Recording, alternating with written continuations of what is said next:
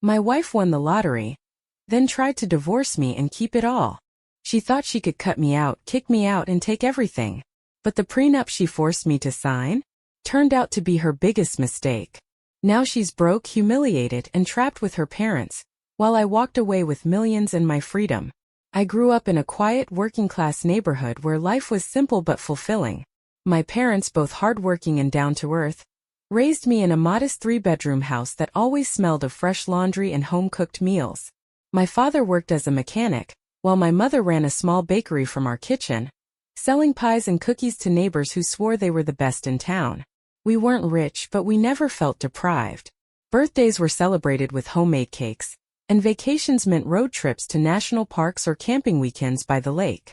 After high school, I worked a mix of jobs, bartending, helping out at my uncle's hardware store, and eventually managing a local sporting goods shop. It wasn't glamorous, but it was honest work, and I liked the sense of independence it gave me. Then I met Claire.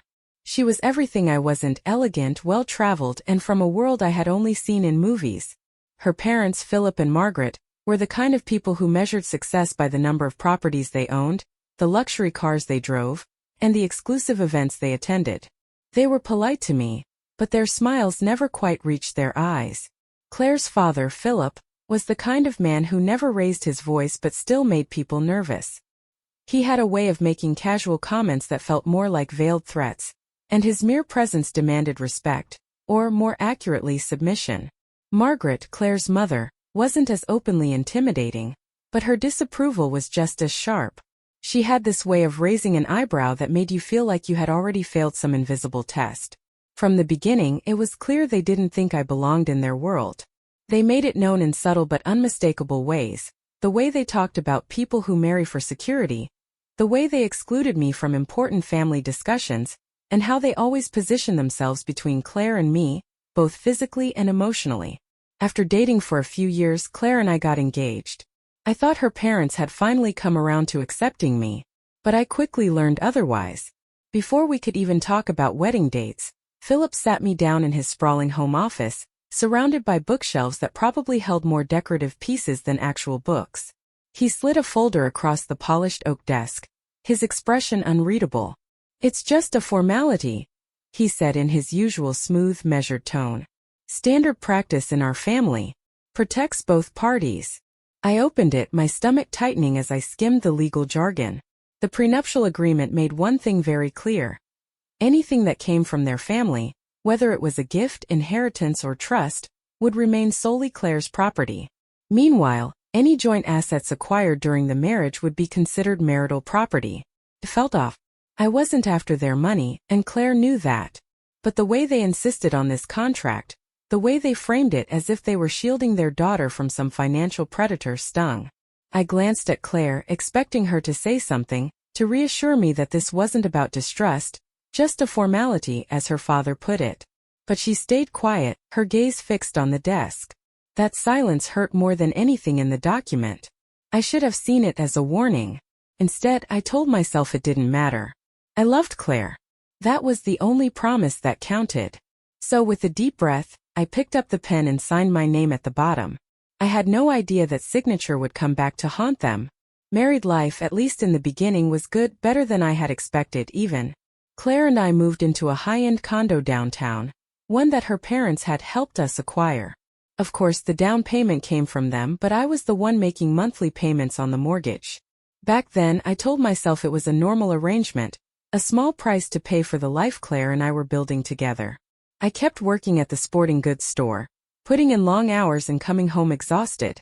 Meanwhile, Claire had a flexible schedule, working in marketing at a boutique agency her parents had connections with. Her job allowed her to attend fancy networking events, weekend brunches, and private social clubs. Things I never had any real interest in but tried to support. At first, our differences didn't seem like a problem. I didn't mind that Claire had grown up in privilege while I came from a working-class background. I thought love would be enough to bridge the gap. I was wrong. If I had ever believed that marrying Claire would mean some level of independence from her parents, I couldn't have been more naive. Philip and Margaret weren't just present in our lives. They were ever-looming shadows. They had a spare key to our condo and had no issue using it. I'd come home to find new furniture, new decor, or entire rooms rearranged without so much as a conversation. "We thought this looked better," Margaret would say, giving me a tight smile as if I should be grateful. Dinners with them weren't optional. They were expectations. If I turned one down because I was tired from work, I'd get a text from Claire. "Can't you just come?" It's important to them. And it wasn't just their presence, it was their influence. Claire made little changes at first. A new way of organizing the kitchen, a different tone when talking about money. Then bigger shifts, insisting we hire a cleaning service when we really didn't need one. Mentioning how it wouldn't hurt if I found a job with more prestige. When I pushed back, she always had the same response. "They just want what's best for us." No, I realized they wanted control. It was only a matter of time before money became a recurring point of friction. I was always mindful of our budget, conscious of what things cost.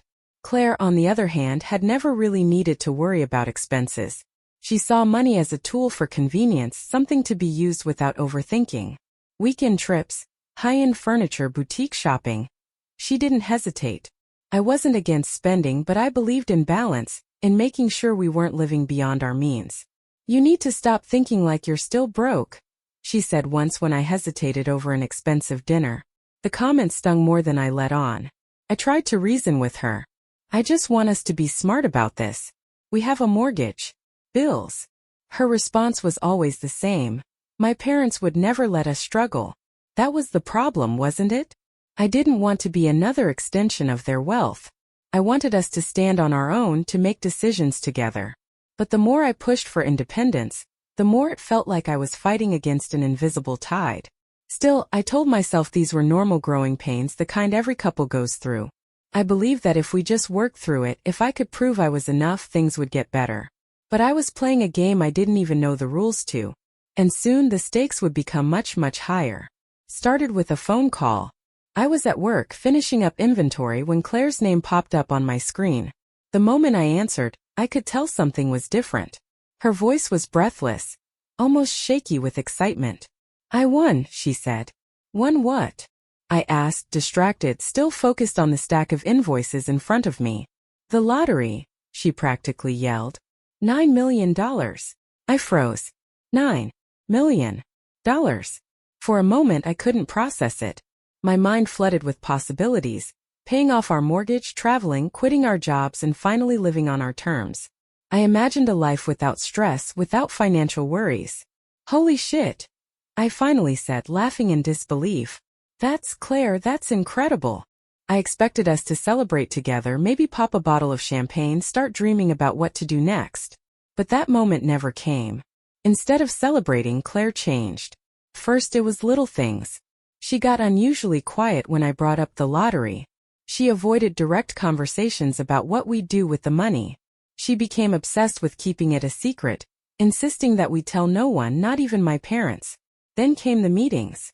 She started disappearing for hours at a time, saying she had to figure things out. She met with financial advisors and lawyers I had never heard of. When I asked to be involved, she brushed me off. "This is complicated," she said. "You wouldn't understand." That stung. I had never felt like an outsider in my own marriage before. But suddenly I wasn't her partner. I was just an obstacle in whatever plan she was making. I began noticing other shifts too. She got paranoid, triple-checking door locks and whispering into phone calls. She started sleeping in the guest room more often, claiming stress. When I pressed her about why she was acting so strangely, she snapped. "I need space, okay? Just trust me." I wanted to. But something deep in my gut told me that trust had already been broken. I came home one afternoon to find Claire and her aunt going through drawers, packing things into boxes. "What's going on?"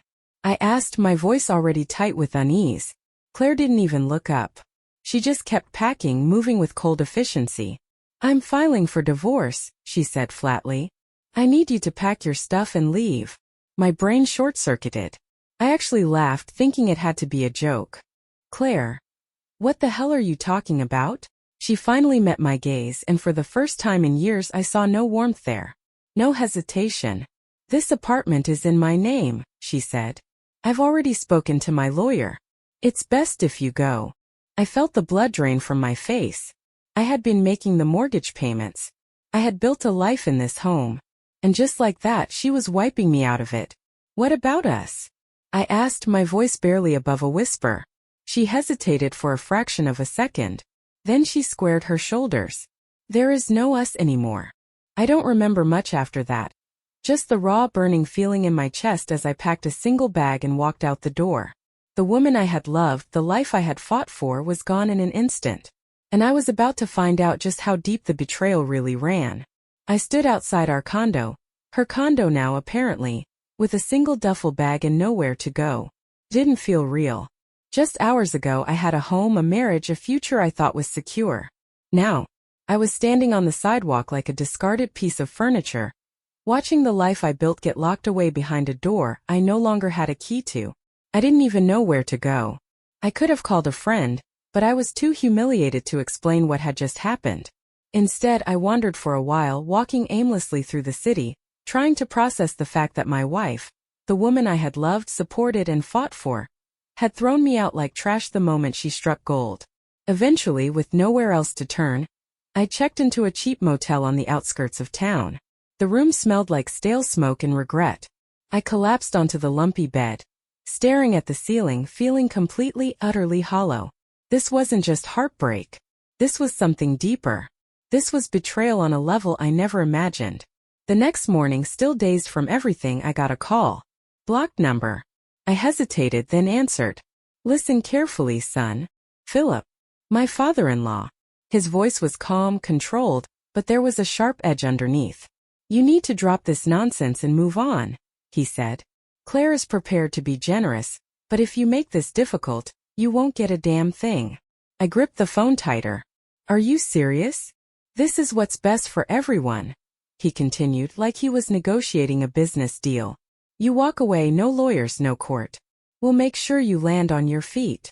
I nearly laughed. After they'd kicked me out with nothing? What if I don't? I asked, testing the waters. Philip sighed like he was tired of dealing with me. Then I promise you'll regret it. Click. I stared at my phone, my heartbeat pounding in my ears. They weren't just trying to push me out. They were making sure I stayed out. I knew I couldn't handle this alone. So, for the first time since getting thrown out, I swallowed my pride and called my father. He picked up on the first ring. Dad. My voice cracked. I hadn't realized how much I needed to hear his voice until that moment. What happened? He asked immediately. And just like that, everything spilled out. The lottery. The secrecy. The sudden divorce. Getting thrown out of my own home. The threats. By the time I was done, there was silence on the line. Then a slow, measured breath. Come home, he said. I did. Sitting in my parents' kitchen, with the smell of coffee and fresh bread filling the air, I finally let myself breathe. My mother was furious, pacing back and forth, muttering about how she knew Claire's parents were snakes from the start. My father, though, was calm. Calculated. We need a lawyer, he said simply. But the prenup, I started, defeated before I could even fight. My father just shook his head. Let's see what it really says. And that was when everything changed. Because in their desperation to protect their wealth, my in-laws had overlooked something critical. Something that was about to turn this entire fight upside down. The next morning, my father took me to see an old friend of his, James Callahan, a seasoned family law attorney who had seen every trick in the book. He greeted us with a firm handshake, a legal pad, and a quiet confidence that made me feel, for the first time since this nightmare began, that I wasn't completely powerless. I handed him the prenuptial agreement, the very document Claire's parents had forced me to sign before the wedding. I expected him to skim through it, confirm that I was screwed, and tell me there was nothing he could do. Instead, he read it once, then again, his eyebrows slowly raising. After a long silence, he leaned back in his chair and smirked. Well, well, well, he muttered. They really outsmarted themselves, didn't they? I frowned. What do you mean? James tapped the section labeled marital property with his pen. They were so obsessed with making sure you couldn't touch their money, inheritances, gifts, trusts, that they forgot to fully protect anything new. And right here, he pointed, it states that any major financial windfall during the marriage, including but not limited to lottery winnings, game show prizes, and business profits, counts as marital property. The words blurred as I processed what he was saying. So, The lottery money? I asked, barely breathing. James grinned. It's fair game. Unless they pull off some serious legal gymnastics, you're entitled to a big chunk of that jackpot. I sat back, stunned. For days I had believed they had outmaneuvered me, that they had planned everything perfectly, that I was nothing more than collateral damage in their scheme. But the truth was they had screwed themselves over. The same prenup they had weaponized against me was now my greatest advantage. And they had no idea. My father, who had been silent until now, let out a slow chuckle. Looks like they didn't think this through, huh? James nodded. They assumed you'd never be in a position to benefit from this clause. They were so worried about protecting their own wealth, they never imagined their daughter would win the lottery and try to cut you out. So what happens now? I asked. James leaned forward. Now we make our move. But you need to be prepared. Once they realize they messed up, they're going to fight like hell to keep that money. I had no doubt about that. The moment my lawyer sent the first legal notice, the response was immediate. Philip called me directly. No more fake politeness, no more carefully worded threats. His voice was cold, furious. You're making a mistake, he growled. You won't win. I stayed silent. You don't deserve a single cent of that money, he continued, his voice dripping with disdain. Do you really think you can go up against me? I finally spoke. I don't have to, Philip. The law is doing that for me. The line went dead. A day later, Margaret showed up outside my parents' house. She didn't knock, just waited by her car, sunglasses on, lips pressed into a thin line. When I finally walked outside, she gave me a long, calculating look. You know, we were willing to be generous, she said. Claire was willing to settle this quietly. But you're choosing war. I crossed my arms. You already declared war when you threw me out of my own home. She sighed dramatically. You don't belong in this fight. You don't belong in our world. You never did. I clenched my jaw. Maybe not. But the funny thing is, the prenup you forced me to sign says otherwise. For the first time I saw something flicker in her expression. Uncertainty. She wasn't expecting this. None of them were. Margaret took a step closer. Let me give you some advice, sweetheart, she said softly, like she was talking to a child. If you push this, if you try to take what isn't yours, you'll regret it. Walk away now and we'll make sure you're taken care of. Keep fighting and you'll lose everything. I stared at her, letting the words sink in. Then very deliberately I smiled. That's exactly what you said when you kicked me out, I said. And look how that turned out. She didn't answer. Just turned, got into her luxury car and drove away. They were panicking. And I was just getting started. The moment my in-laws realized I wasn't backing down, they switched tactics. First, they tried to ruin my reputation. Suddenly, whispers started circulating among mutual friends, former colleagues, and even at my job. He only married Claire for money. He's a gold digger trying to cash in on the lottery. He's bitter and dragging her through court out of spite. It was laughable. I was the one who had worked my ass off to support us. I had been paying the mortgage. And now they were trying to paint me as some kind of leech. Then Philip went after my job. One afternoon, my boss at the sporting goods store pulled me aside. Hey, just a heads up, he said. Your father-in-law called. I tensed. What did he say? He didn't outright tell me to fire you, but he strongly suggested that keeping you around might not be good for business. My boss smirked. But lucky for you, I don't take orders from rich assholes. I exhaled in relief. At least someone still had my back. But the biggest insult came when they finally made an offer. A lawyer, one I had never met before, reached out and asked to meet for a reasonable resolution. I agreed, curious to see what they considered reasonable. She slid a piece of paper across the table. It was a settlement offer. A lump sum. I looked at the number and almost laughed out loud. It wasn't even enough to cover half of the mortgage payments I had made over the years. This is your final chance to avoid a lengthy court battle, she said, her voice dripping with condescension. Most people in your position would take the money and walk away. I met her gaze, stone-faced. You tell Philip and Margaret that I'm not most people. Then I tore the paper in half and walked out.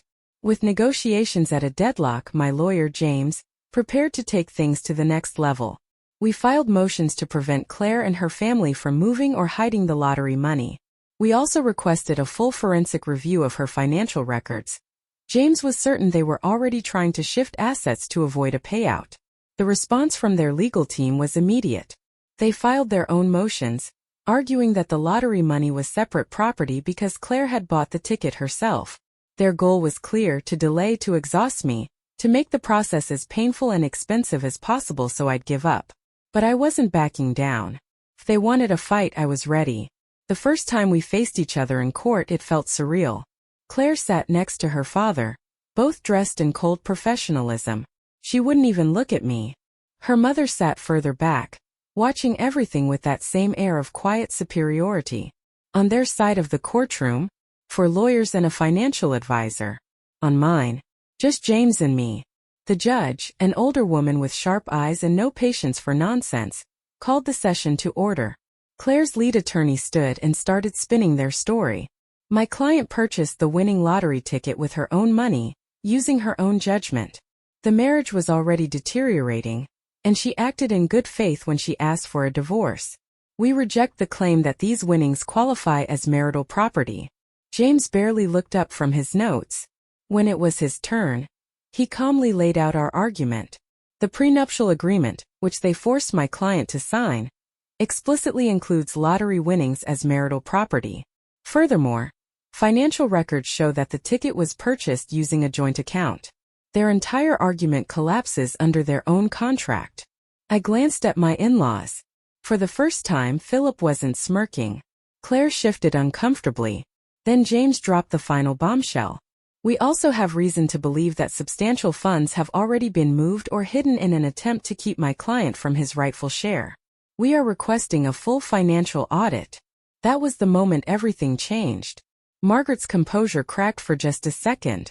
Philip's jaw clenched. Claire finally looked at me, panic flickering in her eyes. The judge studied them for a long moment. Then, to their horror, she agreed to the audit.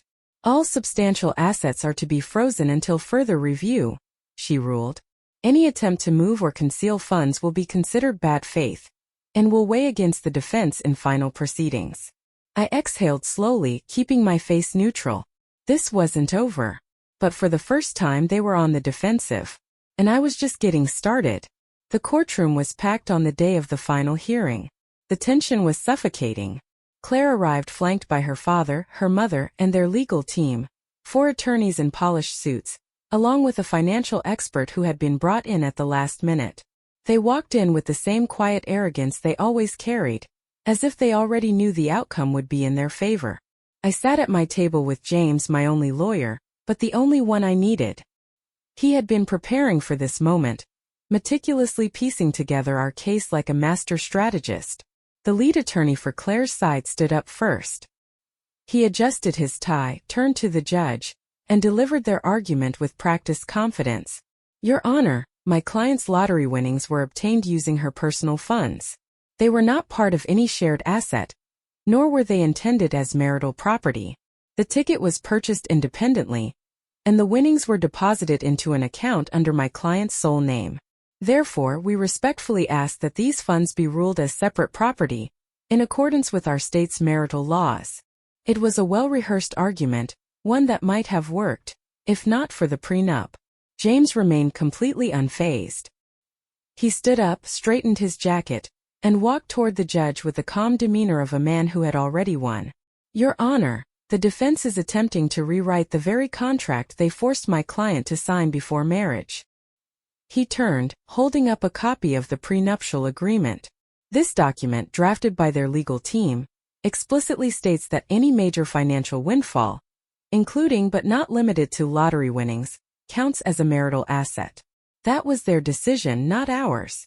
He let that sink in for a moment before continuing. Furthermore, bank statements confirm that the winning lottery ticket was purchased with a card linked to the couple's joint account. This alone is enough to classify the winnings as marital property. There was a noticeable shift in the room. Philip's jaw tightened. Margaret pursed her lips, her eyes darting to their lawyers. Claire for the first time looked like she wanted to disappear. James wasn't finished. And let's not forget the actions taken after the winnings were received, he added, flipping through a stack of papers. My client was abruptly removed from his home, an apartment he made mortgage payments on.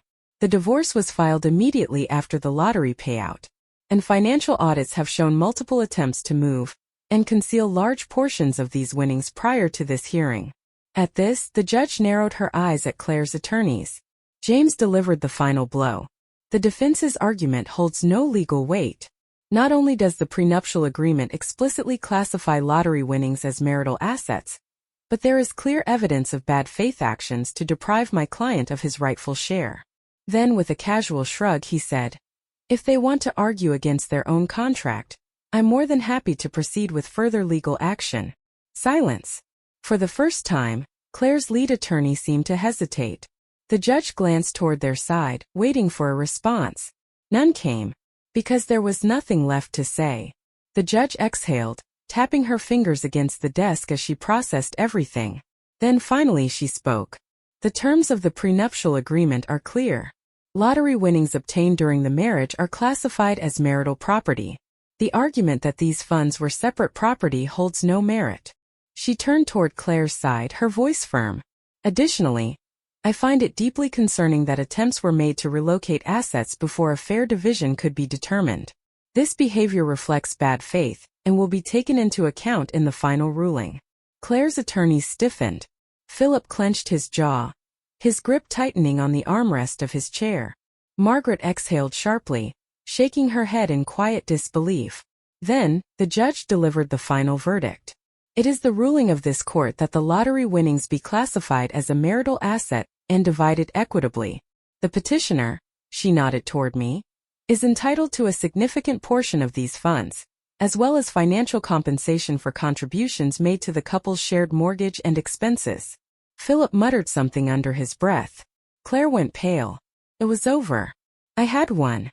James turned to me, giving a small, satisfied nod. "Told you," he murmured. I barely heard him, because at that moment all I could feel was relief. Not just for the money, though I knew it would change my life, but for the sheer fact that I had stood up to them and refused to be steamrolled. As the judge finalized the proceedings, I glanced toward Claire one last time. She wasn't looking at me. Maybe out of shame. Maybe out of anger. Maybe both. It didn't matter anymore. She had made her choice. And I had made mine. And for the first time in a long time I was free. A few weeks after the ruling, the settlement was finalized. I walked out of the courthouse with a check that was life-changing. Not quite half of the jackpot, but enough to start fresh. Enough to make sure I never had to rely on anyone ever again. James, my lawyer, patted me on the back. "You did good," he said. I nodded, still absorbing the reality of it all. For months I had been fighting, first for answers, then for my dignity, and finally for what I was legally owed. Now it was over. I deposited the check, took a deep breath, and started planning my next steps. Claire had taken everything from me, or at least she thought she had. But now, I had the means to rebuild. And that's exactly what I did. As for Philip and Margaret, their downfall was brutal. Word got out fast about what had happened. Their perfect family image was shattered. The high society circles they had once ruled with smug superiority now whispered behind their backs. "Oh, did you hear? Their son-in-law took them to court and won. They tried to screw him over and got burned by their own prenup. What a mess." Philip, for all his threats and arrogance, had to eat his pride in public. The same people he had tried to impress for years now saw him as the man who outsmarted himself. Margaret wasn't much better. She tried to spin the narrative, tried to make it seem like I was the villain, but no one was buying it. She stopped showing up to charity galas and luncheons. The humiliation was too much. And Claire? Last I heard, she was still living under her parents' roof. The divorce had cost her more than just money. It had cost her her independence, her image, and in a way, her future. The same people who once admired her now kept their distance. Actions have consequences. And theirs had finally caught up to them. The first thing I did with my settlement was take care of the people who had always been there for me, my parents. I paid off their mortgage and upgraded their home, just like they had always dreamed of. My mom cried when I handed her the keys to a brand new car. My dad just nodded, patted my shoulder, and said, "Proud of you, son." That moment meant more than any courtroom victory. After that, I took time for myself. I traveled a little, invested smartly, and focused on building a future that I controlled. No in-laws. No manipulation. No one dictating my worth. Looking back, I realized something important. Money doesn't change people, just reveals who they really are. Claire and her family always saw me as an outsider, as someone they could control. The moment I was no longer convenient, they tossed me aside. But they underestimated me. They assumed I would walk away quietly. They assumed I would be too afraid to fight back. They were wrong. This whole experience taught me a lesson I'll never forget. Never let anyone treat you like you're disposable. And if they do, make sure they remember exactly why that was their biggest mistake. The end of one chapter. The beginning of another. I walked away from that mess stronger, wiser, and free. And that, more than any settlement, was the real victory.